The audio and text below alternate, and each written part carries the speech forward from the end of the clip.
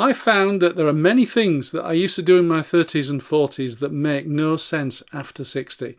In this video I'll share 5 of them. They aren't dramatic mistakes as such, they're quiet ones you might be making without ever questioning them.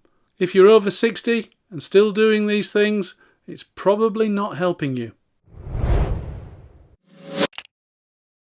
In this video I'll share 5 things that make no sense after 60.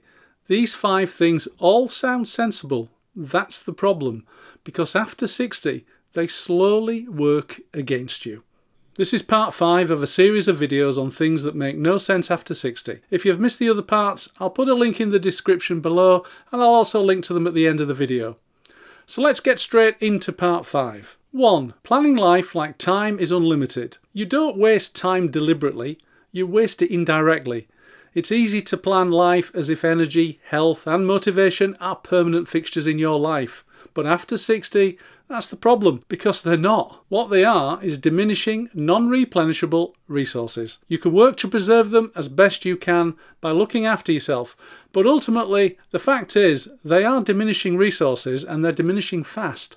But after 60, time doesn't shrink evenly at all. In fact, it narrows. It seems to pass faster and faster with each sunrise and sunset. Certainly that's what I find. You don't lose the hours first, you lose the margin.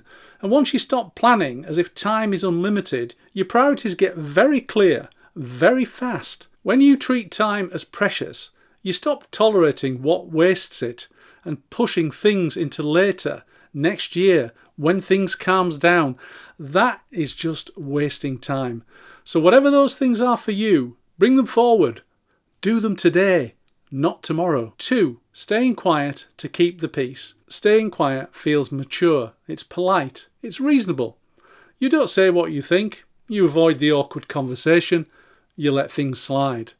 But after 60, well, to be honest, that silence compounds. It turns into low-grade resentment, distance, a quiet sense of being unheard by the people closest to you in your own life. Peacekeeping slowly becomes self-betrayal.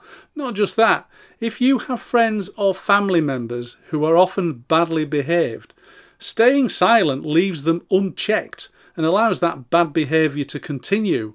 I found this to be particularly the case with elderly relatives and supposed good friends. And here's the uncomfortable truth. Most people are not upset by honesty. They're actually surprised by it. And if they don't like it, well, get the hell out of there. They're not worthy of your time. Now I know that's not easy if it's family members who are drowning out your voice or misbehaving, but you have to limit the amount of time you spend with them.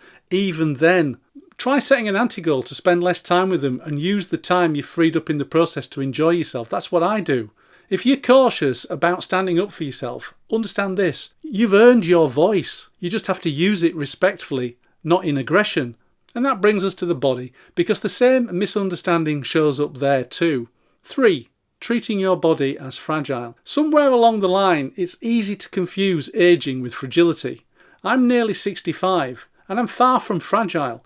But I'm conscious that I can't do some of the things I used to do, and I need more rest and recovery.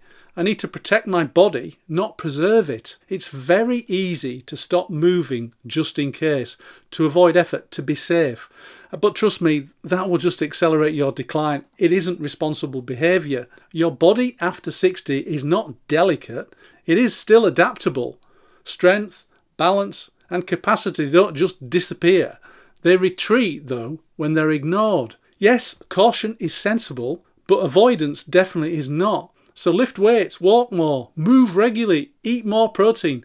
But treating your body as fragile will create the very weakness you are afraid of, which leads naturally to relationships, because the same logic applies there too. 4. Maintaining relationships out of history. Some relationships survive on momentum alone. You've known them forever. You've always done it this way. There's a shared history. But history isn't a reason. It's just an explanation. People change, values change, energy changes. And after 60, time is too valuable to spend it maintaining connections that no longer fit the life you're actually living. This isn't about cutting people off. It's about updating reality and focusing in on people who add value to your life and minimizing contact with anybody who doesn't. Your 60s are far too late to be putting up with bullshit, bullies, vampires and leeches who are so common in the workplace. That's why I advocate retiring as soon as you can and prioritising your own well-being. That's notwithstanding the fact that any family obligations that you might have. If you are a similar age to me, you'll be a boomer or Gen X likely, and like it or not, we are the sandwich generation. The filling between the bottom layer of still dependent adult children and the top layer of parents and relatives who are living longer and needing support. That scenario didn't apply to my parents, who are now sadly passed away. By the time they reached their 60s, their parents were long dead, and me, their only child, I was 30 and completely independent. That meant they were able to enjoy their retirement, their 60s, with nothing to focus on but fun, travel and enjoying themselves. The same can't be said for me or my wife. At 65, we still have her parents who are alive and in their 80s, and 95-year-old Uncle Archie, all needing our time and support. Thankfully, our son, who's 27, lives in London, he runs his own business, and he's independent. What about you? Are you part of the sandwich generation? Do you have elderly parents and adult children to support? Share your story in the comments. Longevity doesn't equal alignment, and that leads to the biggest one of all. Number 5, letting others define what ageing should look like. This is the quietest mistake and the most damaging. Living your life based on other people's ideas of what's appropriate after 60. That gives them control, power, not you. I remember an early comment on this channel which went something like this. Now that you are a gentleman of a certain age, you shouldn't be wearing rock t-shirts and being unshaven. He then went on to share that he shaves every day and still wears a shirt and tie, and so should I. My initial thoughts were, you. But on reflection, I thought, well, good for you. You're living life on your terms, and I'll live life on my terms.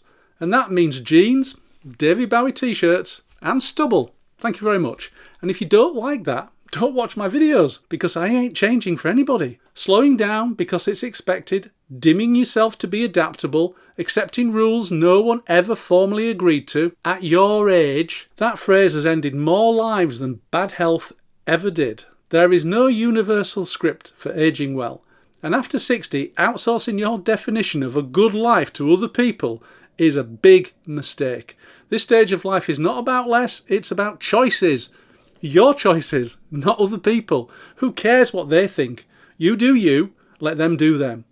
None of these things are dramatic. That's why they're easy to miss. They sound sensible, they look reasonable, and that's exactly why you might be doing them. Please let me know in the comments if one of these stood out for you. And I'd love you to share your experience, just in case it might help other people. I read all the comments and I reply to as many as possible. If this video struck a nerve, the earlier parts in this series go deeper. Check them out next. They're linked here and in the description below. Thanks for watching. I'll see you next time. Do you have elderly parents and adult kills to... Do you have elderly parents and adult kills... Do you have adult parents and elder... I do read all the comments and I write...